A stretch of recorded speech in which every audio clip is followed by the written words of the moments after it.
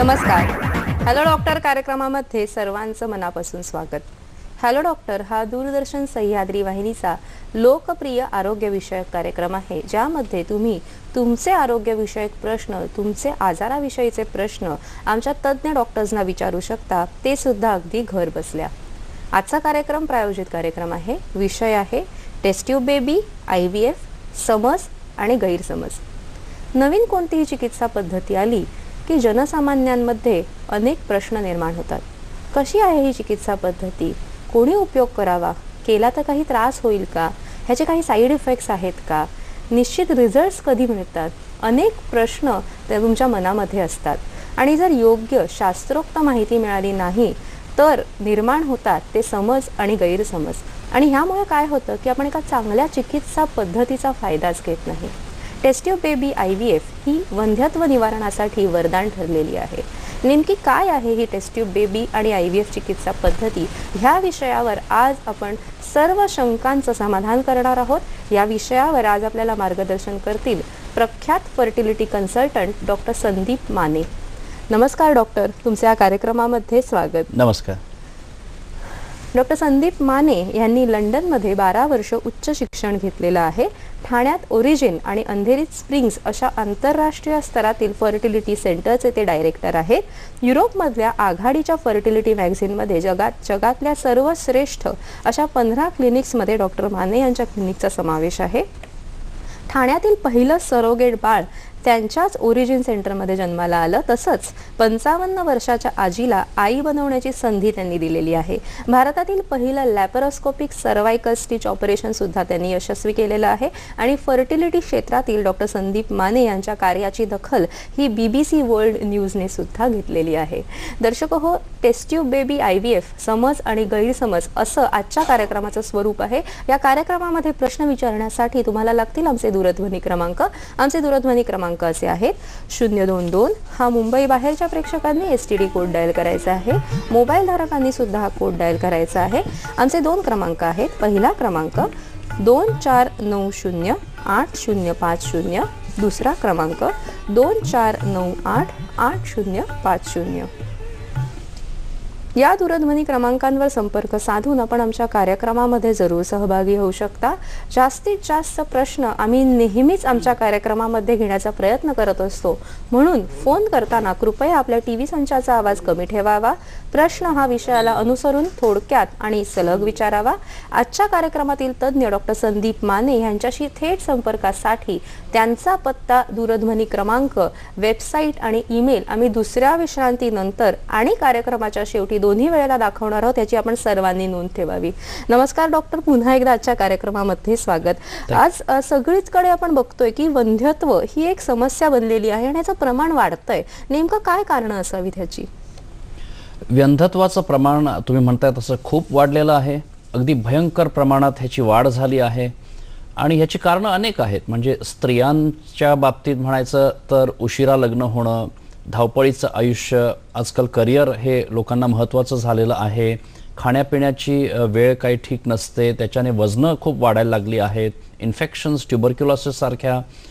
पुरुषांमध्ये वजनं वाढणं, ताणतणाव आणि स्मोकिंग ह्या गोष्टी हल्ली तर स्त्रियांमध्ये पण हे सगळं दिसायला लागलेलं आहे. आणि मला आश्चर्य वाटतं की ह्या सगळ्या गोष्टींची कोणाकडे ती जागरूकता दिसत नाही आणि ह्या सगळ्याचे परिणाम खूप मोठे होत आहेत. म्हणजे पारिवारिक दृष्टीने, सामाजिक दृष्टीने ह्या स्त्रिया, ह्या कपल्सला खूप प्रॉब्लेम्स होत असताना मला वाटतं आजच्या प्रोग्राममध्ये आपण फक्त ही जर जाणीव करून दिली तर बरेच जण आपल्या लाईफस्टाईलचं इम्प्रूव्हमेंट करू शकतील. निश्चितच फार मोठ्या प्रश्नाला तुम्ही आज छेडलेला आहे. तुम्ही 12 वर्ष इंग्लंडमध्ये होता, तर तिकडच्या वंध्यत्व निवारण किंवा तिकडच्या समस्येमध्ये आणि भारतामध्ये तुम्हाला काही तफावत जाणवली का? हो, इंग्लंड आणि भारतामध्ये खूप फरक आहे. म्हणजे तिथल्या लोकांची राहणीमान खूप वेगळी आहे आणि तिथले प्रॉब्लेम्सही थोडे वेगळे आहेत. म्हणजे कसं बघा की पहिलं तर आपण प्रॉब्लेम्सचं बोलूया. तिथे एंडोमेट्रियोसिस सारखी कंडिशन जास्त कॉमनली दिसते. वजनं खूप वाढायला लागली आहेत त्यांच्याकडे, ह्या बाबतीत खूप अडचण आली आहे. आणि आपल्याकडे बघाल तर ट्युबरक्युलोसिस सारखे आजार थोडे जास्त आहेत. फायब्रॉइड्स म्हणून एक गाठी असतात गर्भपिशवीच्या, ह्याचं प्रमाण थोडं जास्त आहे. तर हे आजार वेगळे आहेत. आता पेशंट्सचं कम्पेअर कराल तर इंग्लंडमध्ये पेशंट्स खूप माहिती काढून येतात, खूप अवेअर असतात, त्यांना खूप नॉलेज असतं. भारतातही हल्ली आहे इंटरनेटच्या मदतीने, पण ते कन्फ्युज्ड असतात. भारतातल्या पेशंट्सला हे जे इंटरनेटचं जे महत्व आहे ते कळलंय, पण ते माहिती मात्र नीट नाही घेऊ शकत त्यातून, त्यामुळे कन्फ्युज्ड असतात.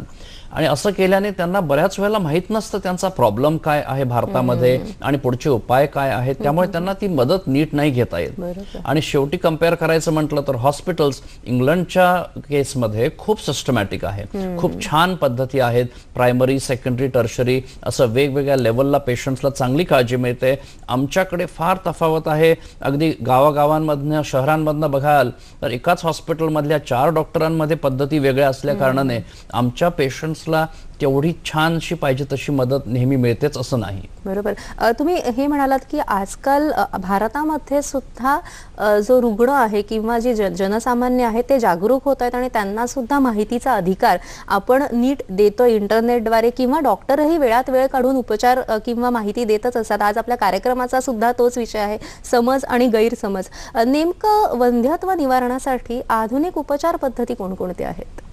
आता ह्या गोष्टींमध्ये म्हणतो तसं जाणीव खूप आली आहे. मी ही स्लाइडची मदत घेतो. बघा, ह्या स्लाइडमध्ये मी 3 गोष्टी ठेवल्या आहेत. पहिलं तर की सगळ्यात सोपं, टॅबलेट्स दिल्या, नॅचरल टायमिंग्स बद्दल बऱ्याच जणांना समजावून आपल्या ह्या कार्यक्रमातनं बऱ्याच लोकांना जर ह्या साध्या साध्या गोष्टी जरी कळल्या तर 50% प्रश्न गावागावांमधनच सुटतील. आणि मग ऑफकोर्स पुढचे तज्ञ आहेतच. हा पहिला भाग. दुसरा, काही वेळेला पुढे जावं लागतंय, वेळ जातो आहे, वय वाढतं आहे, म्हणून आम्हाला IUI अशा प्रकारची उपचार पद्धती करावी लागते. आणि हे जर नाही यशस्वी झालंय तर शेवटची ट्रीटमेंट म्हणजे टेस्ट ट्यूब बेबी, IVF. आता मात्र तुम्ही म्हणाल हे 3 मार्ग सांगतोय आपण. आता हे पुढची स्लाइड बघा. ह्या 3 पैकी कुठला मार्ग पेशंट्सला वापरावा हे कसं कळावं? तर त्या टेस्ट असतात बघा. आणि हे सगळ्यात महत्वाचं. मी म्हटलं ना, भारतामध्ये व्यंधत्व निवारणासाठी ज्या काही वैद्यकीय सोयी आहेत त्या इतक्या सिस्टमॅटिक नाही आहे. म्हणजे काय, तर पहिल्या खेपेमध्येच पेशंट आल्या आल्या हे असं सिमनचं टेस्ट, मिस्टरांचं, हजबंडच्या शुक्राणूंची टेस्ट करावी आणि त्यांच्या वाईफच्या ब्लड टेस्ट आणि सोनोग्राफी करून आपल्याला निदान करावं. आणि मग ते टायमिंग्स म्हणा किंवा IUI म्हणा किंवा टेस्ट ट्यूब बेबी प्रकारचे मार्ग वापरावे. बरोबर. हे जे तुम्ही IVF म्हणालात ना, ह्याबद्दल जरा थोडं अधिक माहिती देऊ शकता का तुम्ही? हो ना, म्हणजे बघा, आता ही एक स्लाइड घेतोय थोडक्यात. IVF मध्ये काय असतं की ह्याला साध्या शब्दात म्हणायचं तर टेस्ट ट्यूब बेबी ट्रीटमेंट. मात्र ही काही सगळ्यांना लागत नाही. ही वेळ काही ठराविक लोकांवरच येत असते. म्हणजे ह्या स्लाइड मध्ये बघताय, सुरुवातीला अगदी सिंपलचं 1-2 वर्ष नॅचरल टायमिंग्स. ते नाही झाले तर पहिलं म्हटल्याप्रमाणे कारण शोधायला लागतात. ते कारण कळल्यानंतर आपण छोटं एक पाऊल पुढे घेऊन साध्या उपचार पद्धती घेऊन लवकरात लवकर व्हावं असे प्रयत्न करतो. हे असे 3-4 प्रयत्न. मात्र जर इथं यश नाही मिळालं IUI ला, तर आम्हाला लॅप्रोस्कोपी, हिस्ट्रोस्कोपी असं दुर्बिणीचा तपास करून परत छोटे प्रयत्न करून मात्र ह्या सगळ्यामध्ये अपयश आलं तर मग IVF म्हणजे टेस्ट ट्यूब बेबी हा शेवटची ही उपचार पद्धती आम्हाला वापरावी लागते. ही वेळ जर आली मात्र तर पेशंट्स मात्र खूप त्यातनं त्रासावलेले असतात. त्यांना खूप भीती वाटत असते. मानसिक, शारीरिक, आर्थिक दृष्टीने त्यांचं खूप त्रास, सफरिंग झालेलं असतंय. त्यामुळे IVF ची जेव्हा वेळ येते तेव्हा पेशंट्स खूप नाराज असतात आणि आम्हाला ते करताना खूप काउन्सिलिंग करावं लागतं. IVFच्या प्रक्रियेबद्दल आपण जाणून घेऊया. पण आपल्याला एक प्रश्न आलेला आहे. अश्रुवा प्रश्न विचारतायत बीड वरून. नमस्कार अश्रुवा, आपला प्रश्न विचारा. हॅलो, नमस्कार, बोला. नमस्कार, मी अश्रुवा मुंडे बोलतो, वडवणी, बीड जिल्ह्यातून. बोला. माझे भाऊ 50 वर्ष आणि भाऊजाई 45 वर्ष वयाचे. त्यांना आतापर्यंत मूलबाळ नाही. आणि हे जास्त टीव्हीवर सांगतात त्याप्रमाणे जर मूल होण्यासाठी प्रयत्न करतात तर काय खर्च येतो आणि काय करावं लागेल? निश्चितच आपण हा भाग घेणारच होतो, पण थोडक्यात त्यांना काय सांगू शकाल तुम्ही? वयाला काही खरं मर्यादा नसते बघा, पण वयाला घेऊन काही अडचणी आमच्या पर्टिक्युलरली वाढत असतात. आता त्यांचं लग्न होऊन आय एम शुअर बरेच वर्ष झालेले असावेत आणि जर वय अजून चांगलं हातामध्ये असतं तर आपल्याला सोपे प्रयत्न करून त्यांना ते मदत करता आली असती. आता ह्या वयाच्या अडचणी वेगळ्या असतात. तुमच्या भाऊजाई कोण ज्या म्हणताय त्यांचं वय 45 म्हणालात. आता ह्या वयाला घेऊन स्त्रीबीजांची कमजोरी येण्याची काळजी असते, मग अशा वेळेला त्यांच्याच स्त्रीबीजांना घेऊन प्रेग्नन्सी घडवणं टेस्ट ट्यूब बेबीने शक्य म्हणायला हरकत नाही, पण सक्सेस रेट अगदी मोजका म्हणजे 2% 4% असं असल्या कारणाने मग त्यांना स्त्रीबीजा बाहेरनं घेऊन वगैरे असे उपाय करून अजूनही शक्य आहे. आपण या कार्यक्रमाच्या दरम्यान आणि आपल्याला अधिकाधिक माहिती कळतच जाईल त्यांना, त्याचा नक्कीच त्यांना फायदा होईल. IVF ही जी ट्रीटमेंट आहे ही नेमकी प्रक्रिया कशी असते? हा भाग आता जाणीव आहे लोकांना, आपण म्हणतोय तसं, पण बघा आता ही स्लाइड घेतोय मी इथे. IVF मध्ये इंजेक्शन असतात, महिन्याभराची इंजेक्शन पेशंटला घ्यावी लागतात. हे का असतं तर आम्हाला ते स्त्रीबीज त्यांची वाढवायची असतात. आता ह्या पहिल्या पिक्चर मध्ये बघताय 8-10 स्त्रीबीज वाढली आहेत. आता ही वाढलेली स्त्रीबीज आम्हाला अंडकोशातनं काढून घ्यायची असतात. ह्याला आम्ही एग कलेक्शन म्हणतो. ही स्त्रीबीज बॉडीच्या बाहेर घेतली जात आहेत. आता त्या पुढे जाऊन ह्या स्त्रीबीजांमध्ये शुक्राणू टाकून बघा ही आता गर्भधारणेची क्रिया सुरू झाली आहे, आणि पुढे जाऊन हे गर्भ असे असतात बघा. हे चांगले गर्भ हा एक आहे, आणि मग हे गर्भ आम्हाला गर्भपिशवीत ट्रान्सफर करावे लागतात इथे रुजण्या दृष्टीने, आणि 15 दिवसांनी हे रुजले आहेत की नाही हे आम्हाला कळतंय प्रेग्नन्सी टेस्ट करून. सो IVF ची प्रक्रिया म्हणजे ही अशी असते, महिन्याभराची ही प्रक्रिया आहे. इंजेक्शन खूप आहेत, काही ब्लड टेस्ट लागतात, सोनोग्राफ्या लागतात, आणि ह्या सगळ्यामधनं मनाची तयारी व्यवस्थित जर असेल तर हे सगळं लोकांना सहन होऊ शकतं. निश्चितच. आणि आता जे आपण बघितलं की जे अनेक अंडकोश किंवा बीजकोश आपण वाढवतोय, तर ही IVF ट्रीटमेंट करताना स्त्रीची काही वयोमर्यादा ठरते का? हो ना, म्हणजे वयाला घेऊन आपण मगाशी ते जे बीडवरनं बोलत होते त्यांना म्हटलंय 45ला सुद्धा होऊ शकते, मात्र ते नकोय आपल्याला. आपल्याला वयाच्या 25-30च्या दरम्यान प्रेग्नन्सी घडवायची असते. 30 ओलांडल्यानंतर आमच्या आता एशियन कम्युनिटीमध्ये स्त्रीबीज कमजोर होण्याची क्रिया वाढायला लागते. 35 आल्यानंतर तर खरंच आता मोठं संकट येत असतं, आणि 40-45 आलं की मात्र हे सगळं खूप त्रासाचं होणार आहे. त्यामुळे ही सगळी प्रक्रिया ट्रीटमेंट आपण कोणामध्येही करू शकतो आहोत, पण त्याचा सक्सेस रेट जो आहे, त्याचा फायदा जो आहे, तो वय जर आपल्या बाजूने ठेवून हे करता आलं तर तो फायदा मॅक्सिमम असतो. निश्चितच. आपल्याला एक प्रश्न आलेला आहे, सुवर्ण प्रश्न विचारतायत नाशिकवरनं. नमस्कार सुवर्ण, आपला प्रश्न विचारा. हॅलो. हो, मी सुवर्ण योगेश चव्हाण बोलते. बोला. नाशिक वरून बोलते. माझं वय आता 31 आहे, आणि माझ्या मिस्टरांचं वय 38 आहे. आमच्या लग्नाला 4 वर्ष झाली आहे, पण अजून कन्सीव्ह होत नाहीये. आणि आम्ही इथे नाशिक मधल्या डॉक्टरांकडे सगळीकडे दाखवलं, आणि 5 वेळा IUI केले आम्ही. अच्छा. आणि लॅप्रोस्कोपी पण केली. तर गर्भपिशवीला छोटी साईडला गाठ होती, तर ती पण काढून टाकलेली. तर आता आमचा असा विचार आहे की टेस्ट टू बेबी करू. याविषयी तरी असा विचार पडतो की अजून माठ बघावी का दुसरी ट्रीटमेंट घ्यावी, निश्चितच नाही घ्यावी, असा आमचा विचार आहे. निश्चित सुवर्ण चव्हाणजी, तुमचा प्रश्न आम्हाला कळलेला आहे. या शंकेचं, तुमच्या प्रश्नाचं डॉक्टर संदीप माने जरूर उत्तर देतील. मात्र कार्यक्रमात आत्ता घेऊया एक छोटीशी विश्रांती. पाहत रहा कार्यक्रम हॅलो डॉक्टर.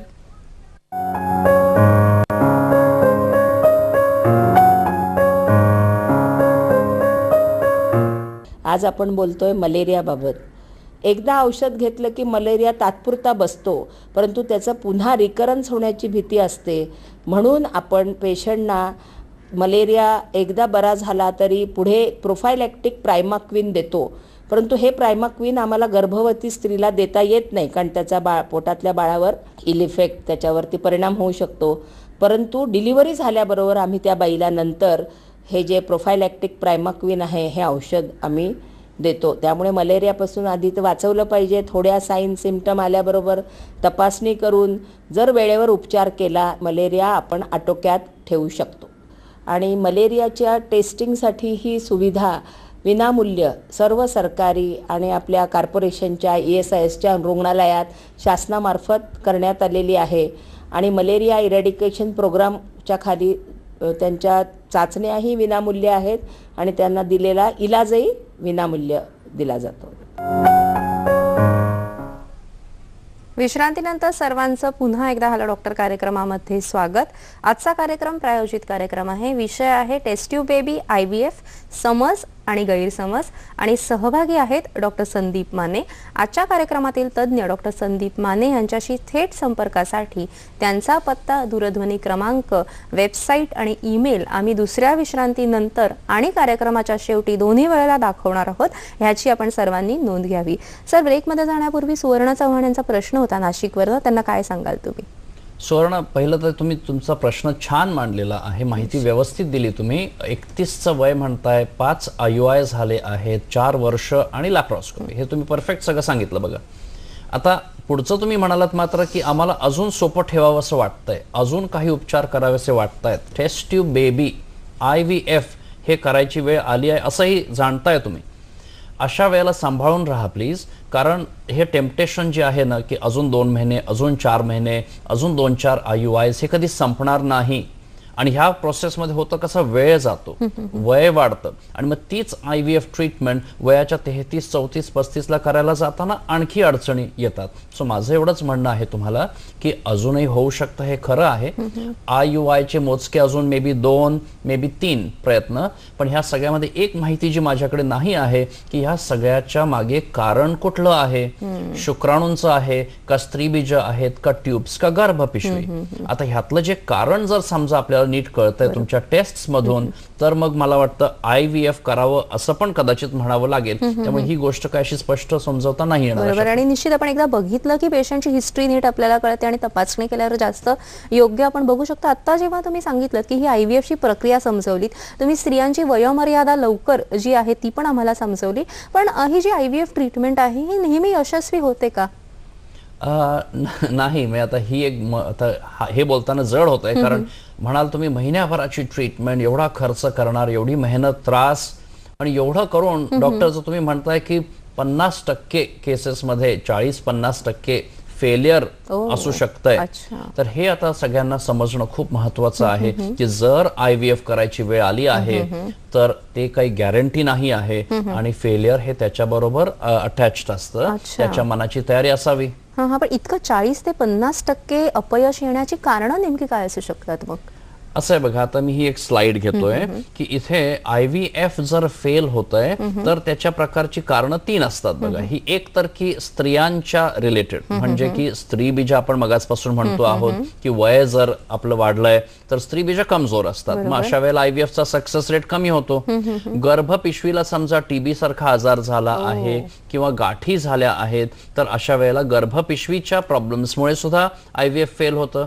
आणि मग पुरुषांच्या रिलेटेड शुक्राणूंचे प्रॉब्लेम्स काही वेळेला असे असतात की जिथं प्रेग्नन्सी होऊ शकत नसते आणि ते IVF वारंवार फेल होत आहे. आणि काही वेळेला सगळ्यात खाली जे लिहिलं आहे अनएक्सप्लेन, म्हणजे की स्त्रीबीज पण ठीक वाटतायत, शुक्राणू पण असे टेस्ट मध्ये नॉर्मल दिसतायत, गर्भपिशवीची लाइनिंग वगैरे सगळं छान आहे, पण लोकांच्या अशा केसेस मध्ये सुद्धा 8-8, 10-10 वेळा IVF फेल झालेला आहे. आणि मग अशा वेळेला पुढचे मार्ग घ्यायची वेळ येते. हे फारच सुटसुटीत आणि अगदी समजेल असं तुम्ही प्रिपेअर केली आहे ही स्लाइड. त्यामुळे नीट समजणं, कारण अनेक वेळेला आपल्याला समजतच नाही, आपण ट्रीटमेंट करतोय पण समजतच नाही की का होऊ शकत नाहीये. मग अशा समजा जर केसेसमध्ये अपयश आलं तर त्यांच्यासाठी काही मार्ग आहे का? बघा, म्हणजे पहिलं कसं ना, IVF करायची जेव्हा वेळ येते आहे तर त्या वेळ येण्याच्या अगोदर कारण शोधणं, म्हटलं मगाचपासून मी तो मुद्दा मांडतोय की कारण नीट कळलं पाहिजे तर तुमची ट्रीटमेंट व्यवस्थित होते.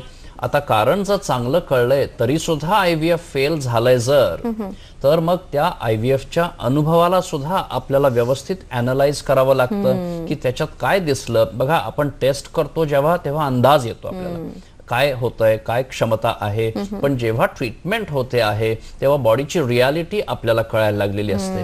मग त्या रियालिटीला घेऊन अॅनलाइज करून परत तेच पाऊल घेणं योग्य आहे का अजून काही वेगळी ट्रीटमेंट करणं गरजेचं होतंय का, हे आपल्याला त्या IVFच्या अनुभवाने. हे भारतामध्ये मला खूप कमी दिसतं की IVF फेल झाल्यानंतर त्या सायकलचा अनुभव नीट अॅनलाइज करून त्यातनं ती माहिती नीट गोळा करून मग काय कारण असू शकेल त्याप्रमाणे पुढचं पाऊल घेणं जास्त बरोबर व्हायला हवं, हे कमी दिसतं मला. निश्चितच. आणि हे पुढचं पाऊल पण काय आहे जाणून घेण्याची मला उत्सुकता आहे. पण आपल्याला एक प्रश्न आलेला आहे, देवीदास प्रश्न विचारतायत भोपाळ मध्य प्रदेश वरून.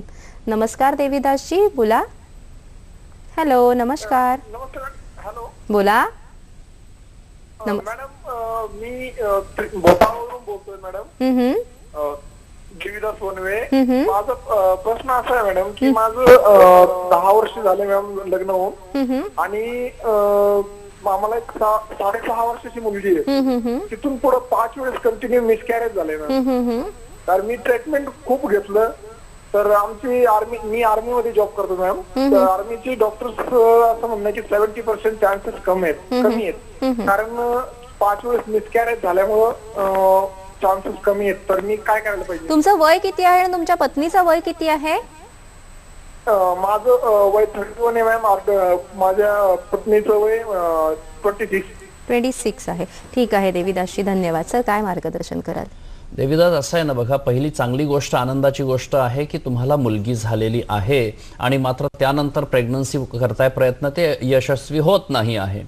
आता हे अगदी ॲक्च्युली सोपं दिसतंय मला की 5 वेळा जेव्हा प्रेग्नन्सीचं मिसकॅरेज होतं तर तुमच्या पत्नींची एक ब्लड टेस्ट पहिलं तर करणं गरजेचं आहे, ज्याचं नाव AMH आहे. ह्या टेस्टमध्ये स्त्री बीज किती स्ट्रॉंग आहेत हे कळतं आपल्याला. मग तुम्ही म्हणाल सर 26च्या वयाला स्त्री बीजांवर का शंका यायला हवी? तर असं नसतं हे. स्त्री बीज तर 40-45ला तर जवळजवळ 100%च कमजोर होणार आहेत, पण ते आम्ही 15, 20, 25च्या वयाला सुद्धा ह्या गोष्टी बघत असतो. त्यामुळे पहिलं तर आपल्याला त्यांची ब्लड टेस्ट आणि एक सोनोग्राफी ह्या गोष्टींमध्ये करणं गरजेचं आहे. दुसरं, एकदा मिसकॅरेज झालंय तर आपण ते क्युरेटिंग केलं असेल कदाचित, आणि हे मग जेव्हा वारंवार व्हायला लागतंय तेव्हा काही वेळेला ते थोडंसं हार्शली, रफली झालं जर, तर गर्भपिशवीची इजा वाढायला लागते. मग अशामुळे सुद्धा रिपीटेड मिसकॅरेज होऊ शकतात. त्यांची ब्लड ग्रुप काय आहे वगैरे असं बरीच कारणं असतात. पण स्त्री बीज आणि गर्भपिशवी ह्या दोनपैकी एकाकडे नीट अभ्यास करून आपल्याला लक्ष देता येऊ शकतं तुमच्या केसमध्ये. निश्चितच. सर, आपण मगाशी बोलता बोलता विषय जो चाललेला की अपयश झालं जर IVF, तर अशा केसेसमध्ये पुढे काय चिकित्सा उपलब्ध आहे?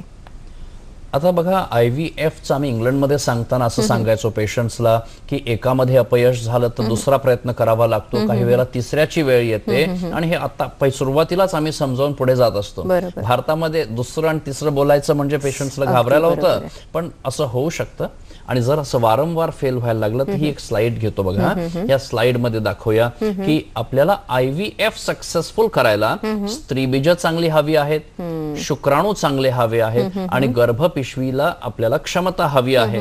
आता हा पहिला ऑप्शन घ्याल तर सगळ्यांना तेच हवं असतं, स्वतःची स्त्रीबीज, शुक्राणू आणि स्वतःमध्ये प्रेग्नन्सी. आम्हाला सुद्धा अगदी अटीतटीचे प्रयत्न करून हेच करून द्यायचं असतं. पण जे हे वारंवार फेल होत आहे, 2-3 प्रयत्न जर अपयशी झाले आहेत, तर त्यावेळेला आपल्याला एक दुसरा मार्ग घ्यायची वेळ येते कधी, जिथे की स्त्री बीज बदलून पुढचे प्रयत्न करता येतात, किंवा अजून पुढे जाऊन कधी सरोगसीची वेळ येते, कारण गर्भपिशवी जर कमजोर असेल तर. आणि मग ऑफकोर्स अजून काही वेगवेगळे मार्ग आहेत. त्यामुळे वारंवार फेल व्हायला लागल्यानंतर मगाशी मी जसं म्हटलं, अॅनलाइज करावं, कारण शोधावं, आणि त्या कारणाला अनुसरून पुढची पावलं अशी आहेत बघा. म्हणजे टेस्ट ट्यूब बेबी IVF आपला हा प्रोग्राम आज जो आहे, ह्याच्यामध्ये नुसतं काही स्पर्म्स आणि एग्स घेऊन प्रेग्नन्सी बनवणं एवढं सोपं नाही आहे. हे जे ही स्लाइड दाखवते जे आहे, या स्लाइड मध्ये त्याच्यातही किती प्रकारचे मार्ग आहेत हे सगळं आज सगळ्यांना समजावं हे माझे. निश्चितच. आणि खूप सुटसुटीत आणि सुस्पष्ट असं आपल्याला मार्गदर्शन मिळतं इथे. कारण अनेक वेळेला हेच कळत नसतं की पुढच्या स्टेप्स काय आहेत, कारण अनेक वेळेला पुढे योग्य मार्गदर्शन मिळत नसतं. आणि मला वाटतं हेच या कार्यक्रमाचा आजचा उद्देश आहे. आज जेव्हा आपण बघतो की अशा केसेसमध्ये जेव्हा सरोगसी आहे, एग डोनेशन आहे, अनेक वेळेला काय होतं सर की ज्या ओव्हेरियन ट्यूब्स असतात, फॅलोपियन ट्यूब्स असतात, त्या डॅमेज झालेल्या असतात. मग अशा वेळी IVF करू शकतो का आपण? हो ना, आपल्याला IVF टेस्ट आपल्या फॅलोपियन ट्यूब्स, गर्भनलिका यांचा थोडासा आधी रोल सांगतो बघा. शुक्राणूंना आणि स्त्री बीजांना गर्भनलिकेमध्ये येऊन फलन व्हायचं असतंय, आणि तिथून झालेली ती जी गर्भधारणा आहे ती गर्भ येऊन गर्भपिशवीत रुजणं, हे नॉर्मल क्रिया अशी असते. आता ह्या गर्भनलिका जर इन्फेक्शनमुळे, एक्टॉपिक प्रेग्नन्सीमुळे किंवा कुठल्या प्रकारच्या सर्जरीमुळे जर त्या डॅमेज्ड असतील, आणि तिथे जर स्त्री बीज आणि शुक्र जंतूंना एकत्र येणं शक्य नसेल जर, तर मग आपल्याला टेस्ट ट्यूब बेबी करावं लागतंय. मी इथे एकच गोष्ट अजून, ही एक स्लाइड इथं दाखवावीशी वाटते मला, कारण हा विषय माझा मगाशी पूर्ण नाही झाला, की वारंवार फेल जेव्हा होत आहे, थोडंसं मागे जातोय आता, तर त्यावेळेला आपल्याला असं बघा, एक टेक्नॉलॉजीची मदत घेऊन हॅचिंग प्रकार असतोय, ज्याला लेझरच्या मदत पद्धतीने आपण गर्भाची तयारी करून गर्भ पिशवीत देतोय किंवा हे ब्लास्टोसिस पद्धतीने हे गर्भ अजून वाढवून, त्यामुळे वारंवार फेल होणाऱ्या केसेसमध्ये आपल्याकडे असे सुद्धा काही टेक्नॉलॉजीचे विशेष मार्ग आहेत जे आपण वापरतोय. आणि ऑफकोर्स मग आपण पुढचा प्रश्न तुमचा जो गर्भनलिकेचा होता त्यात सुद्धा IVF ची गरज लागते. निश्चितच. आपल्याला पुढचा प्रश्न आलेला आहे. अशोक प्रश्न विचारतायत नांदेडवरून. नमस्कार अशोक, आपला प्रश्न विचारा. हॅलो, बोला. नमस्कार, बोला. हॅलो, हा नमस्कार साहेब. मी नमस्कार. नांदेडवरून बोलतो. माझं लग्न होऊन आता 14 वर्ष झाले सर. तर पहिलं मी नॅचरल ट्रीटमेंट केलं तेव्हा मला म्हणजे पॉझिटिव्ह आलं, पण 1-2 महिन्यानंतर असं म्हणजे काय म्हणतो अबॉर्शन करावं लागलं. बाळाची वाढ बरोबर होत नाही म्हणून अबॉर्शन केलंय. नंतर सर मी 1 वर्ष 2 वर्षानंतर IVF म्हणजे साधारण तुम्हाला आता राईट ट्यूब ब्लॉक असल्यामुळे तुम्हाला साधारण प्रेग्नन्सी येणं शक्य नाही असं डॉक्टरने सांगितलंय. त्याच्यामुळे मी IVF चा निर्णय घेतला. पहिला IVF माझा फेल झाला सर. दुसरा IVF घेतल्यानंतर पॉझिटिव्ह आला, पण 4 महिन्यानंतर जुळे बाळ आहेत असे सांगितले, पण 4 महिन्यानंतर पुन्हा सर ब्लिडिंग सुरू झाली आणि ते पण अबॉर्शन झाला. तर पुढे काय निर्णय घ्यावा यासाठी तुम्ही विचारणार. निश्चितच आज आपण कार्यक्रमाद्वारे तुम्हाला नक्कीच डॉक्टर मार्गदर्शन करतील. मात्र कार्यक्रमात आत्ता घेऊया एक छोटीशी विश्रांती आणि या प्रश्नाचं उत्तर घेऊया विश्रांतीनंतर. विश्रांतीनंतर सर्वांचं पुन्हा एकदा हॅलो डॉक्टर कार्यक्रमामध्ये स्वागत. आजचा कार्यक्रम प्रायोजित कार्यक्रम आहे. विषय आहे टेस्ट ट्यूब बेबी IVF, समज आणि गैरसमज. आणि सहभागी आहेत डॉक्टर संदीप माने.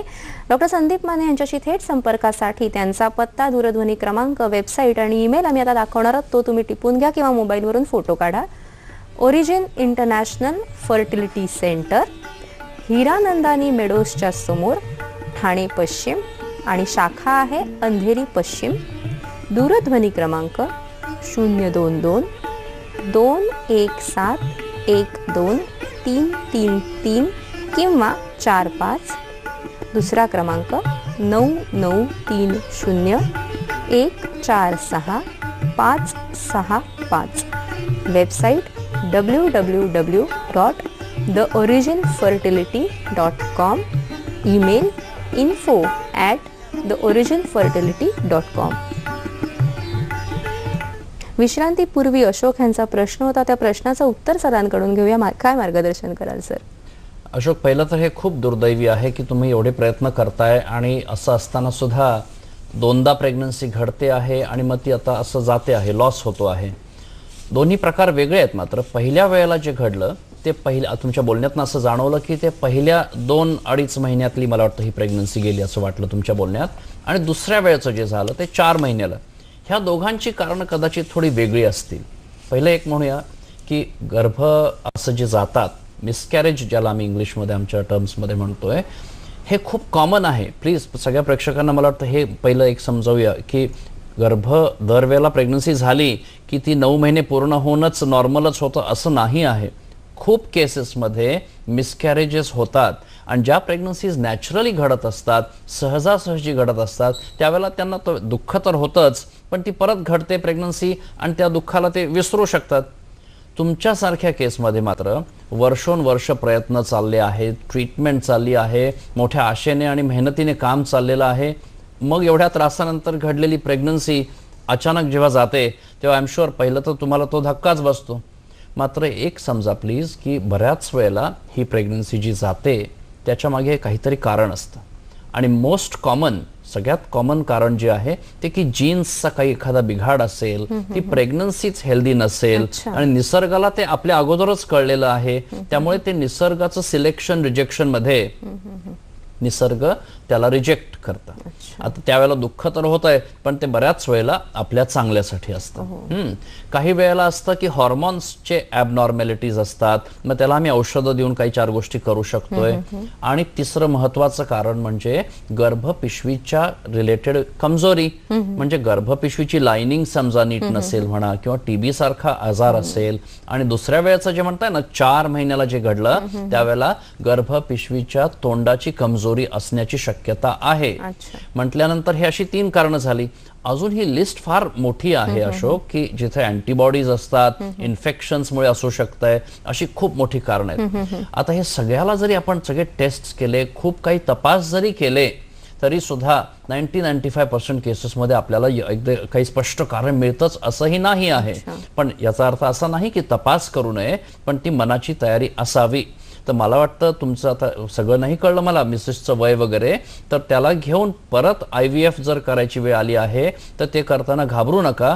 पण तुमचे प्रॉब्लेम्स दोन आहेत अशोक. एक की प्रेग्नन्सी घडायला हवी आहे आणि दुसरं की ती प्रेग्नन्सी व्यवस्थित 9 महिने वाढायला हवी आहे. हे सगळं करताना आता व्यवस्थित तपास केल्याशिवाय पुढचं पाऊल नाही करायला हवं असं मला वाटतं. कारण दरवेळेला प्रेग्नन्सी जेव्हा जाते आहे तुमच्या मिसेसला मानसिक दृष्टीने ह्याचा खूप त्रास होतोय आणि मग खचायला होतं. म्हणून ती एनर्जी वाचवायला हवी आहे. निश्चितच फारच सुंदर तुम्ही आणि सुस्पष्ट असं मार्गदर्शन केलेलं आहे. सर, अनेक वेळेला IVFचे गैरसमज असतात. नेमके गैरसमज कोणकोणते असतात IVF बद्दल? आपण मगासपासून बऱ्याच काही गोष्टी कव्हर करत आलेलो आहोत. बघा, सगळ्यात महत्त्वाचं काय की IVF ही काही कोणा डॉक्टरला आवडते म्हणून व्हावी म्हणून करण्याची ट्रीटमेंट नाही आहे. IVF हा एक उपचार पद्धती हा जो आहे हे ठराविक वेळेला ठराविक कारणासाठीच करायला हवी आहे. हे सगळ्यात महत्त्वाचं. काही वेळेला पेशंट्स येतात आणि म्हणतात, सर घरातनं खूप प्रेशर आहे आणि पटकन प्रेग्नन्सी व्हायला हवी आहे, आमचं वय 23-24च आहे, 2-4-6 महिनेच झालेले आहेत, पण जरा पटकन IVF करूया का आपण? तर अशा वेळेला ते योग्य नसतं. ही ट्रीटमेंट अशी नाही करायला हवी. आपण अजून ह्या गैरसमजुतींबद्दल जाणून घेऊया. पण आपल्याला एक प्रश्न आलेला आहे. राहुल प्रश्न विचारत आहेत हिंगोलीवरून. नमस्कार राहुलजी, आपला प्रश्न विचारा. हॅलो, बोला. मॅडम, मी राहुल धुळधुळे बोलतो हिंगोलीवरनं. बोला, आपला प्रश्न सलग विचारा. धुळधुळे. प्रश्न सलग विचारा. नमस्कार मॅडम. हो हो, बोला. तर माझ्या लग्नाला 8 वर्ष झाले मॅडम. तर आतापर्यंत आम्हाला मुलबाळ नाही. तर आम्ही IVF हे करून आलो मॅडम. आपले फालतूची कोणी बी आम्हाला ब्लॉक सांगितले आहेत बघा. प्रश्न सलग विचारा. तर ते म्हणले तुम्ही IVF करा. ठीक आहे. फक्त IVF करायचं आम्हाला सल्ला दिली, तुम्ही फालतूची ब्लॉक सांगितले आहेत बघा. ठीक आहे, आम्हाला प्रश्न कळलेला आहे राहुलजी. सर नक्कीच उत्तर देतील. सर, काय सांगाल त्यांना? राहुल यांचा प्रश्न थोडासा असा मला पूर्ण नाही कळलाय, पण तरी त्यातलं मला जे कळलं हे की IVF करायला सांगतायत, 8 वर्ष झाली आहेत आणि हे करावं की नाही. राहुल, ह्या प्रश्नाचं उत्तर इतकं सोपं नाही आहे. कारण मला तर एक तर काय तुमच्या मिसेसचं वय किती आहे हा पहिला प्रश्न येतो आहे. समजा वय ठीकच आहे तर मगाशीपासून मी जे सांगतो आहे, तुमच्या टेस्ट आणि मिसेसच्या टेस्ट म्हणजे ब्लड टेस्ट, सोनोग्राफी त्यांची आणि तुमचा वीर्याचा तपास, समजा ह्या बेसिक तपासांमध्ये आपल्याला एखादं कारण जर सापडलेलं आहे आणि ह्या 8 वर्षांमध्ये मार्गदर्शनाखाली तुम्ही प्रॉपर ट्रीटमेंट जर घेतली आहे, तर ऑफकोर्स 8 वर्षांचा वेळ एवढंच बघून मी तुम्हाला म्हणणार आहे की IVF करायला काही हरकत नाही. पण हे करताना सुद्धा त्याच्यात किती यशस्वी होऊ शकतंय, काय सक्सेस रेट आहे, अपेक्षा किती ठेवायची आहे, हे पण तर तुम्हाला जाणून घेणं गरजेचं राहील. कारण एवढ्या आशेने पुढचं काम जर करायला जाल आणि जर ते फेल, आम सॉरी हे बोलावं लागतं, ते फेल जर झालं मात्र, तर हे कसं सहन होणार आहे? मग त्याच्यातनं परत कसे उभे राहणार आहात? हे असं का बघा, ह्याच्यात मनाची तयारी, मी म्हणतो IVF सारखे प्रश्न करताना सगळ्यात मोठा भाग मनाच्या तयारीचा आहे. निश्चितच. आणि सर, आपण गैरसमजुतींविषयी बोलत होतो, त्याविषयी काय सांगू शकता? म्हणतोय मगाशी जसं की फेलियर हा एक भाग आहे. कुठल्याही वयाला आपण टेस्ट ट्यूब बेबी करू शकतोय, IVF करू शकतोय असं काही लोकांना वाटतं, जे ते बरोबरच आहे. पण त्याला घेऊन हे समजणं आहे की वय जसं 35 ओलांडतं आहे, 40 ओलांडतं आहे, तसं IVFचा सक्सेस रेट खूप लो आहे. IVFला घेऊन अजून खूप काळजी असते लोकांना, बऱ्याच काही गोष्टी. म्हणजे अगदी म्हणजे बेसिक की काही लोकांना वाटत असतं की IVF म्हणजे डोनर, IVF म्हणजे कोणा दुसऱ्याचं शुक्राणू म्हणा किंवा स्त्रीबीज किंवा काय, तर असं पण नाही आहे. IVF हे स्वतःच्याच शुक्राणूंना, स्वतःच्याच स्त्रीबीजांना घेऊन करणं आम्हाला आवडत असतं. पण काही वेळेला ती जर वेळ आली तर ते तुम्हाला सांगितल्याशिवाय तर होतच नसतं. कारण सगळ्यात महत्वाचा पार्ट तुमच्या मनाच्या तयारीचा. त्यामुळे ते बदल जेव्हा काही केले जातात ते तुमच्या संमतीनेच केले जातात, कारण आम्ही वैद्यकीय दृष्टिकोनातनं बघतोय. तुम्हाला तुमच्या पर्सनल वैयक्तिक दृष्टिकोनातनं ते मान्य आहे की नाही. शेवटी हे सगळं करून आपल्याला तुम्हाला आनंदी करायचं आहे. नावापुरतं आपलं काहीतरी ट्रीटमेंट करून बेबी करायचं आहे आणि मग तुम्ही दुखी झालात तर त्याला काय अचीव केलं आपण. त्यामुळे हे सगळं असं बघा, समजून घेणं आहे. निश्चित. आणि अनेक वेळेला असं विचारतात की IVF करताना मल्टिपल प्रेग्नन्सीज राहू शकतात, हे कितपत खरं आहे? मगाच्या मी त्या प्रक्रियेबद्दल जेव्हा तुम्हाला सांगत होतो बघा, एम्ब्रियो ट्रान्सफर म्हणजे आपण गर्भ बनवले पण ते गर्भपिशवीत ट्रान्सफर करायचे आहेत जेव्हा, तेव्हा आपण एकच ट्रान्सफर केला तर एकच प्रेग्नन्सी घडण्याची शक्यता राहते ऑफकोर्स. बरोबर. पण मात्र ते एकाच्या जोरावर चालणार, ते फेल व्हायची शक्यता वाढते. म्हणून आपण काही वेळेला 2 गर्भ किंवा 3 गर्भ ट्रान्सफर करत असतो ह्या आशेने की ती ट्रीटमेंट संपावी, सक्सेस रेट वाढावा आणि पटकन त्यांचा त्रास संपावा. पण आता 3 करताना निसर्गाचा भाग आहे तो, काही वेळेला 3ही रुजतात, 2 होऊ शकतात. त्यामुळे हे आता तुम्ही मोठी मोठी नावं ऐकता, तुम्हाला माहिती आहे फराह खान वगैरे जे काही झालं त्या बाबतीत. त्यामुळे हे जे 3 आणि 2 होणं आहे हे ह्या कारणासाठी होत असतं. पण असं जरी झालं, आता पुढचं सांगतो बघा, तरी याचा अर्थ असा नाही की 3 प्रेग्नन्सी आणि 2 प्रेग्नन्सी कॅरी करायला हवं आहे. कोणाचाही ट्रीटमेंट करताना हा उद्देश खरं नसावा की 2 आणि 3 व्हावे म्हणजे एका झटक्यात सगळे प्रश्न संपतील, असं नसावं ते. कारण ती हाय रिस्क प्रेग्नन्सी होते. केव्हाही कुठल्याही ट्रीटमेंटचा उद्देश असतो एक सिंगल हेल्दी बेबी, असंच करायचं असतं. जर 2 आणि 3 झाले मात्र जर, तर मग त्यांना आपल्याला रिडक्शन करावं लागतं. ते साधारण 3 महिन्यांच्या काळामध्ये प्रेग्नन्सीचं 3 असेल जर, तर त्याचं 2 ठेवणं किंवा 1 ठेवणं हा एक प्रकार रिडक्शनचा असतो. आणि हे जर करायला गेलो आपण मात्र तर कधी मिसकॅरेज होऊ शकतं, हे समजणं गरजेचं आहे. 7, 8 ते 10% केसेसमध्ये मल्टिपल प्रेग्नन्सीचं 1 करताना किंवा 2 ठेवताना ती प्रेग्नन्सी जाऊ शकते. अच्छा. आपल्याला पुढचा प्रश्न आलेला आहे सर. पुढचा प्रश्न आहे अंजली यांचा पुण्यावरून. नमस्कार अंजली ताई, आपला प्रश्न विचारा. हॅलो, बोला. हा बोला. माझ्या लग्नाला 5 वर्ष झाली आहेत. टेस्ट ट्यूब बेबी कितपत योग्य आहे? तुमचं वय किती आहे? माझं वय 26 आहे. 26 आहे. आणि यापूर्वी तुम्हाला कधीही प्रेग्नन्सी राहिलेली नाहीये, कन्सेप्शन? गेल्या वर्षी राहिली होती, 1.5 महिना झाला होता. आणि मग ते मिसकॅरेज झालं, ते राहिलंच नव्हतं. थायरॉइडचा त्रास पण सांगितलाय डॉक्टरांनी. ओके, ठीक आहे अंजली, तुमचा प्रश्न आम्हाला कळलेला आहे. या प्रश्नाचं सर जरूर विश्रांतीपूर्वी अंजली यांचा प्रश्न होता. सर, त्यांना 5 वर्ष झालेली आहेत लग्नाला, वय 26 आहे आणि 1 वर्षापूर्वी त्यांचं एक मिसकॅरेज झालेलं 1.5 महिना होऊन. थायरॉइडचा प्रॉब्लेम आहे. तर त्यांचा प्रश्न आहे की आपण डायरेक्ट टेस्ट ट्यूब बेबी करावं का? अंजलीताई, IVF टेस्ट ट्यूब बेबी आपण जे करतो बघा, ते प्रेग्नन्सी घडवण्या दृष्टीने करत असतो, जेव्हा ती घडत नसते. आता तुमच्या केसमध्ये एक प्रेग्नन्सी घडली आहे 1 वर्षभरापूर्वी, वय 26च आहे. त्यामुळे तुमचा हा जो प्रश्न आहे की माझ्या ह्या गिवन सिच्युएशन, ह्या परिस्थितीमध्ये मी टेस्ट ट्यूब बेबी IVF करावं का, तर त्याचं उत्तर मला वाटत नाही IVF आहे खरंच आत्ता ह्या घटकेला. माझ्या मते व्यवस्थित तपास होणं, ही प्रेग्नन्सी व्हायला वेळ का लागतो आहे, ती झाल्यानंतर गेली का आहे, ह्या सगळ्यांची प्रश्नांची उत्तरं आधी शोधणं आहे. आणि मग जर समजा तुमच्या दुर्बिणीचा तपास नाही झालाय, लॅपरॉस्कोपी, हिस्टेरॉस्कोपी असं आपण जे करतो, जेणेकरून गर्भपिशवीचा अभ्यास पूर्ण होत असतो, मग हे करून जर झालेलं नसेल तर आपले चान्सेस वाढत असतात. मग असं करून जर समजा IUI किंवा नॅचरल रिलेशन्स असे काही प्रयत्न झाले तर कदाचित IVF शिवाय सुद्धा तुमची प्रेग्नन्सी होऊ शकते. मात्र असं सगळं जर फेल झालं तर IVF सुद्धा लागू शकतं. निश्चितच सर. आणि आता आपल्याला कळलं ह्या गैरसमजुतींमध्ये की अनेक वेळेला मल्टिपल प्रेग्नन्सीज प्रत्येक वेळेस होतात असं नाही. पण असा पण गैरसमज आहे की अनेक वेळेला हे ॲबनॉर्मॅलिटी असते त्या बालकांमध्ये किंवा गर्भधारणेच्या वेळेस. याविषयी काय सांगू शकता? हो, बऱ्याच पेशंट्सचं असं म्हणणं असतं, सर IVF करायला जातोय मात्र ॲबनॉर्मॅलिटीचं संख्या वाढते असं आम्ही ऐकलं आहे. मीडियामध्ये काही वेळेला असं वाचतात. त्यांना समजवावं लागतं की IVF टेस्ट ट्यूब बेबी ज्या कोणामध्ये करावं लागतंय त्यांच्यामध्ये काही ना काही अडचणी असतात, प्रॉब्लेम्स असतात, त्यांची वय वाढलेली असतात. जनरली 30च्या पुढे असतंय, 35 काही वेळेला असतं. मग अशा गटाची तुम्ही नॅचरल लोकांशी कम्पेअर कराल तर तुम्हाला कदाचित एक छोटासा पर्सेंटेज जास्त भाग दिसेलही ॲबनॉर्मॅलिटीचा, पण तो त्या IVF चा दोष आहे असं कुठे अजून सिद्ध नाही झालेलं आहे. त्यामुळे प्लीज अशा गोष्टींना घेऊन घाबरू नका, बिकॉज मग गैरसमज करून निर्णय चुकतात आणि आपलं खूप नुकसान होतं. अगदी बरोबर सर. अजूनही एक असा समज आहे की IVF ने होणारी प्रेग्नन्सीची डिलिव्हरी ही नेहमी सिझेरियन सेक्शनने होते, हे कितपत खरं आहे? आता मगाचपासून आपण लोकांचे प्रश्न ऐकतो आहे, त्यांचे काय काय प्रॉब्लेम्स बघतो आहेत. आता ह्या सगळ्यांमध्ये केव्हा जेव्हा प्रेग्नन्सी जेव्हा होणार आहे, आता ती एक जरी असेनात का, तर ह्यांची मनस्थिती तुम्ही ओळखू शकता कशी असेल, किती टेन्शन मध्ये असणार आहेत पुढच्या प्रेग्नन्सीच्या वेळेला.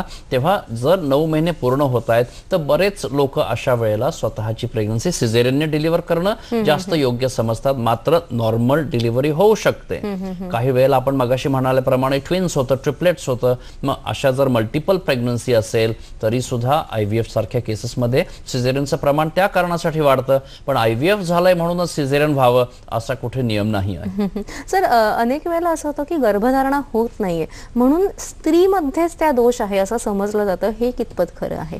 थोडंसं ते दुर्दैवी आहे. आमच्या समाजामध्ये अजूनही मात्र हा विचार असाच राहतो की प्रेग्नन्सी जर होत नसेल तर सगळ्यांचा पहिला विचार हा असतो की मे बी त्या स्त्रीच्या रिलेटेड काही प्रॉब्लेम असेल, आणि हे खूप दुर्दैवी असतं. आता काल परवाच एका पेशंटचं असं ऐकत होतो मी की सर माझ्या मिसेसचं वय वाढलं आहे आणि मला वाटतं त्यांच्यामुळेच हा दोष आहे, जेव्हा मला माहिती होतं की त्यांच्या टेस्टमध्ये शुक्राणूंचा मोठा प्रॉब्लेम आहे. पण त्यांचा समज मात्र असा आहे की तो काय जो प्रॉब्लेम चाललाय तो मिसेसमुळे. तर हे मला वाटतं जागरूकता येणं खूप गरजेचं आहे. कारण एक तर त्या स्त्रियांचा काही वेळेला दोष नसून सुद्धा जेव्हा त्यांच्याकडे असं म्हणजे बघितलं जातं त्या समाजामध्ये खूप त्यांना त्रास वाढत असतो. आणि खरंच माझ्या कन्सल्टिंगमध्ये 10 पैकी 8 तरी स्त्रिया ऍक्च्युअली रडतात त्यांना वेळ दिला तर. एवढा मोठा सामाजिक प्रश्न आहे हा. आणि सर, जेव्हा आपण IVF ट्रीटमेंट विषयी बोलतो, अनेक वेळेला बऱ्याच वेळेला करावी लागत असेल, खर्चाचा भाग जो असतो, खर्चाचा डोंगर, हा कितपत असतो? IVF म्हणजे खूप टेक्नॉलॉजीचा भाग आहे. त्याला खूप स्पेशल गोष्टी लागतात, कॅथेटर्स, नीडल्स, मीडिया, खूप काही औषधं, इंजेक्शन, खर्च येतोच त्याच्याबरोबर. मात्र हे सगळं आता कसं आहे ना बघा, आपण व्यवस्थित तयारीने ह्या सगळ्या गोष्टी केल्या तर हे मॅनेज करता येतं. आणि बऱ्याच इव्हन गरीब लोक सुद्धा करतात. थोडंसं डॉक्टरांनी थोडंसं समजून काम केलं, काही वेळेला थोडी मदत झाली तर असं करून सुद्धा, खर्च असून सुद्धा बरेच जण ट्रीटमेंट करू शकतात. त्यामुळे खर्चालाच घेऊन लोकांनी थांबायला हवे असं मला वाटत नाही. निश्चितच. सर, एकंदरच वंध्यत्वाशी झुंजणारी जे जोडपी असतात त्यांना तुम्ही त्या परिस्थितीला कसं सामोरं जायचं ह्याचं मार्गदर्शन करू शकता?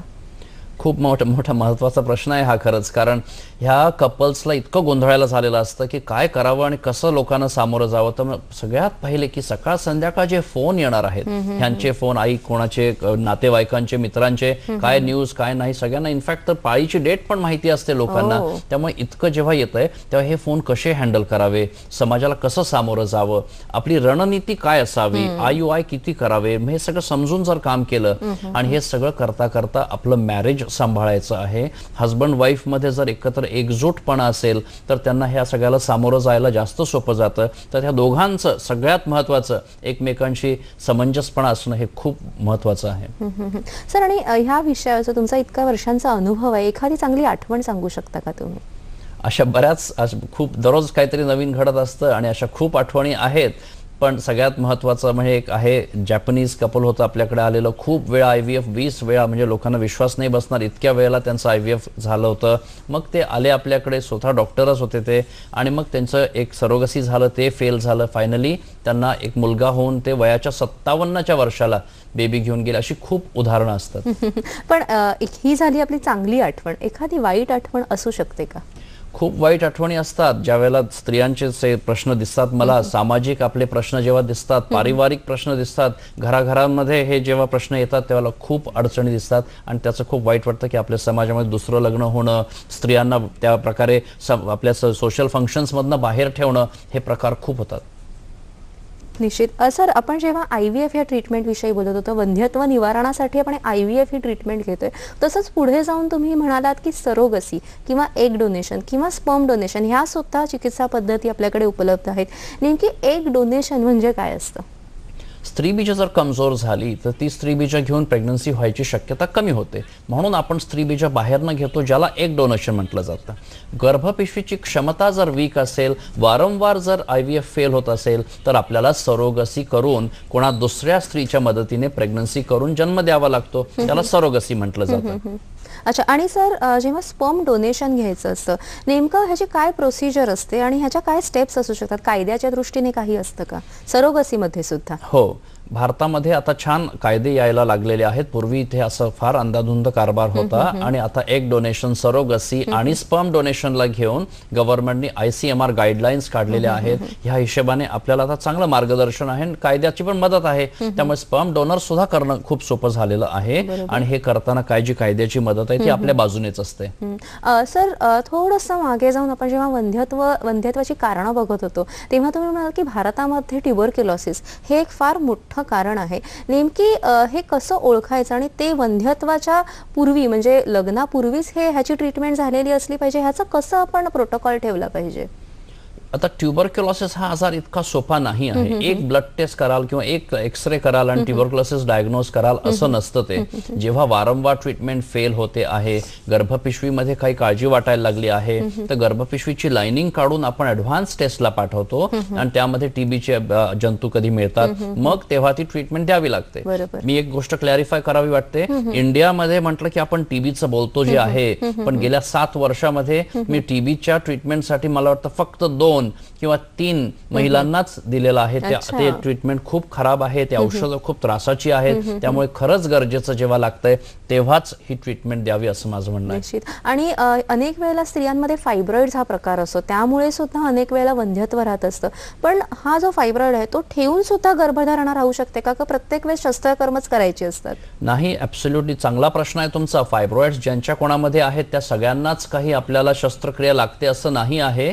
ती फायब्रॉइडची गाठ जर खूप मोठी आहे, खूप मल्टिपल आहेत किंवा गर्भपिशवीच्या आतल्या बाजूला जर आहेत, तर गर्भपिशवीच्या क्षमतेवर प्रश्न येतो आणि रुजणं कमी होतं. अशा वेळेला ते काढावे लागतात. पण असे कित्येक उदाहरणं देऊ शकतो मी जिथे की फायब्रॉइड्सला न काढता सुद्धा व्यवस्थित छान इनफॅक्ट इंग्लंडचा एक पेशंट आहे ज्यांना ट्विन प्रेग्नन्सी होऊन अगदी 5 सेंटीमीटरचा फायब्रॉइड असून सुद्धा छान प्रेग्नन्सी झाली. अच्छा, कार्यक्रमामध्ये आता वेळ झालेली आहे आजच्या आरोग्य सल्ल्याची. आजचा आरोग्य सल्ला काय आहे तो पाहून घेऊया. स्त्रियांचं वजन, वंध्यत्वाच्या समस्या वाढतात. वंध्यत्व नियंत्रणात ठेवण्यासाठी स्त्रियांची वयोमर्यादा ठराविक असावी. स्त्रियांनी योग्य वेळी पोषक आहार घेणं फार महत्त्वाचं आहे. स्मोकिंग, अल्कोहोल, तंबाखू इत्यादी वाईट सवयींपासून दूर राहणं गरजेचं आहे. धैर्य, विश्वास आणि ठाम निर्णय क्षमता असणं आवश्यक आहे. मानसिक ताण तणावापासून दूर राहणं.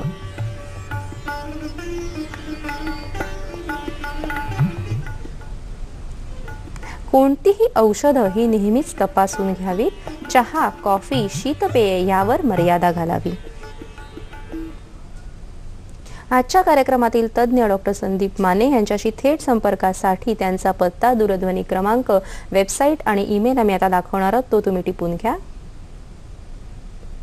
Origin international fertility centre, Hiranandani मेडोजच्या समोर, ठाणे पश्चिम आणि शाखा अंधेरी पश्चिम. दूरध्वनी क्रमांक 022 217 12333 किंवा 45. दुसरा क्रमांक 9930 146 565. Website www.theoriginfertility.com. Email info@theoriginfertility.com.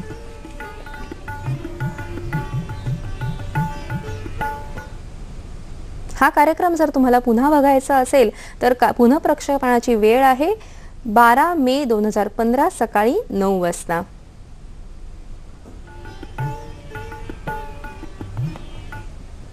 आजचा कार्यक्रम तुम्हाला कसा वाटला हे जाणून घेण्याची सुद्धा आम्हाला उत्सुकता आहे. तुमचे अभिप्राय आमच्यापर्यंत जरूर पाठवा. याशिवाय ज्या डॉक्टर्सना आमच्या कार्यक्रमात प्रायोजित कार्यक्रम करायचा असेल त्यांनी आम्हाला जरूर संपर्क साधावा. आमचा पत्ता असा आहे: निर्माती हॅलो डॉक्टर, दूरदर्शन केंद्र, वरळी मुंबई 400030. तुम्ही आम्हाला ईमेलद्वारे सुद्धा संपर्क साधू शकता. त्यासाठी आमचा ईमेल आहे hellodoctor@tdkmumbai@gmail.com. सर, आपण जेव्हा IVF टेस्ट ट्यूब बेबी समज आणि गैरसमज ह्या विषयावर बोलत होतो तेव्हा आपण अनेक विषयांना हात घातलेला आहे, सामाजिक दृष्ट्या सुद्धा बघितलेला आहे, पण तरीही आज अनेक वेळेला ही जी IVF आहे ह्याबद्दल कुठेतरी करावं की नाही, म्हणजे हे यांत्रिक प्रकार आहे का, असा काहीतरी प्रश्न मनात अनेक जणांचा असतो. ह्याविषयी काय सांगू शकता? तांत्रिक किंवा यांत्रिक प्रक्रिया आहे काही पूर्णतः निसर्गतः आहे? हो ना, म्हणजे बऱ्याच लोकांना ह्याच्यात काळजी वाटत असते की हे अननॅचरल आहे. आणि नॅचरल म्हणजे काय, जे की स्त्रीबीज आणि शुक्राणू एकत्र येणं आणि ते बॉडीत होणं, अगदी बरोबर, म्हणजे नॅचरल. पण जे बॉडीच्या बाहेर मात्र जर तेच करतोय आपण, कारण बॉडीला ते एकत्र येऊ देता येत नाही आहे, तर हे समजून घेणं की ठीक आहे, तांत्रिकच आहे, टेक्नॉलॉजी आहे, पण त्या टेक्नॉलॉजी काही आपण खोटे स्पर्म्स नाही घेत आहोत, काही आर्टिफिशियल एग्स नाही घेत आहोत. हे बॉडीचे अवयवच आहेत, फक्त त्यांना बाहेर एकत्र आणून परत ते बॉडीलाच देतो आहोत. त्यामुळे फक्त ते एकत्र येण्याला आम्ही IVF म्हणतोय आणि ह्याच्यात काहीच मला वाटतं घाबरायला नकोय. ही ट्रीटमेंट करताना आपण आहारामध्ये आणि व्यायामामध्ये काही काळजी घेतली पाहिजे का?